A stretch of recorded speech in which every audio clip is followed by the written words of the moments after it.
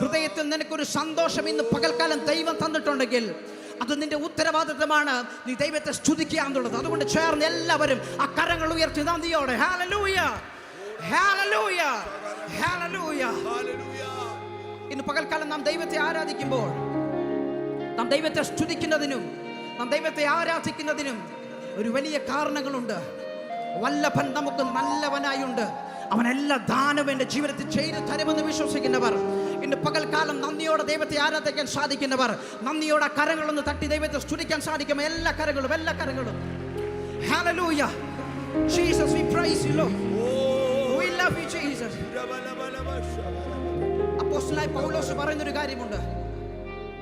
ദൈവം നമ്മെ എന്തിനാണ് ലോക സ്ഥാപനത്തിന് മുൻപേ അവനിൽ തെരഞ്ഞെടുത്തത് എന്ന് അപ്പോസ്തലനായ പൗലോസ് പറയുന്നൊരു കാര്യമുണ്ട്. വിശുദ്ധരായിരിക്കാനും നിഷ്കളങ്കരായിരിക്കാനും. ഹല്ലേലൂയ.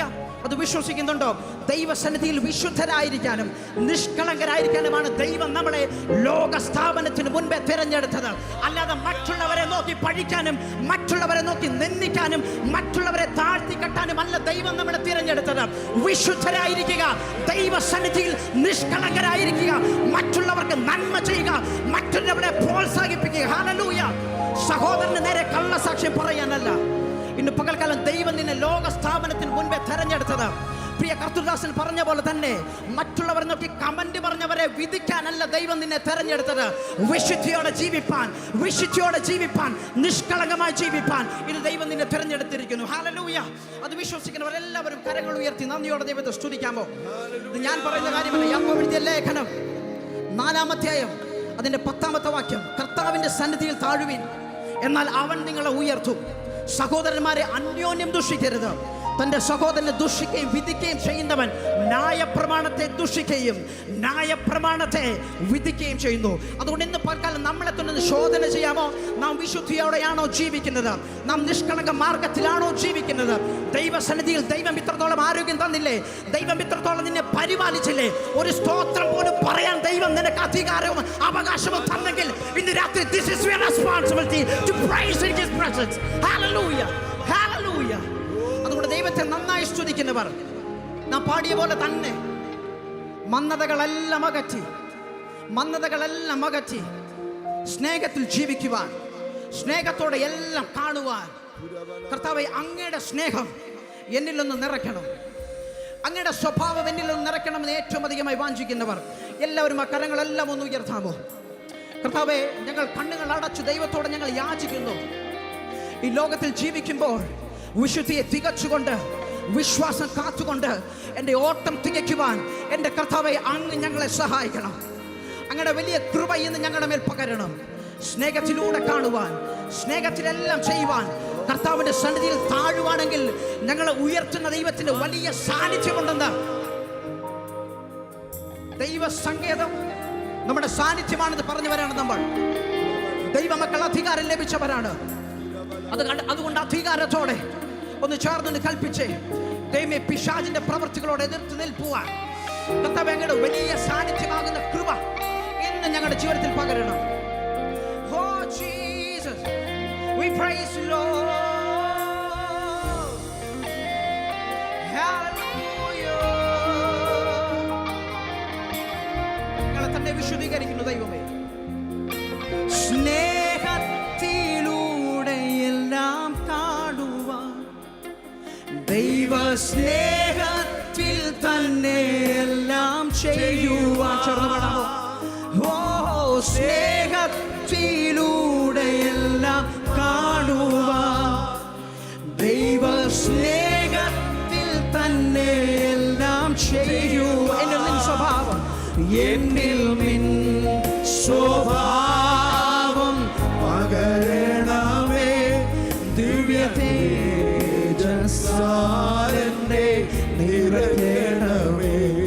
എന്നിൽ നിൻ സ്വഭാവം പകരണമേ, ദിവ്യ തേജസ്സാലെന്നെ. ഓ, ആത്മാവിൻ ശക്തിയോടെ, ആത്മാവിൻ ശക്തിയോടെ ജീവിപ്പാൻ, ആത്മനൽവരങ്ങൾ നിത്യവും പ്രകാശിപ്പാൻ, ആത്മാവിൻ ശക്തിയോടെ ജീവിപ്പാൻ ആത്മാ നൽവരങ്ങൾ നിത്യവും പ്രകാശിപ്പാൻ ആത്മദായക നിരന്തരമായി എന്നിലാത്മദാനങ്ങൾ ചേർത്ത് വാഞ്ചിച്ച് ഓ ആത്മദായക നിരന്തരമായി എന്നിലാത്മദാനങ്ങൾ അടുത്ത വരി ചേർന്ന് എല്ലാം അങ്ങേ അങ്ങേ മഹത്വത്തിനായി എല്ലാം അങ്ങേ പുകഴ്ചയ്ക്കുമായി തീർന്നിടണമേ പ്രിയനേ. എൻ്റെ വാക്കുകൾ, എൻ്റെ പ്രവൃത്തികൾ, എൻ്റെ ചിന്തകളെല്ലാം കർത്താവേ അങ്ങയുടെ നാമമഹത്വത്തിനെ തീർണമെന്ന് ചേർന്ന് വാഞ്ചിക്കുന്നവർ ചേർന്ന് ഓ തീർന്നിടണമേ പ്രിയനേ. തിരുനാമം ഉയർത്തിടട്ടെ എല്ലാം അങ്ങേ മഹത്വത്തിനായി.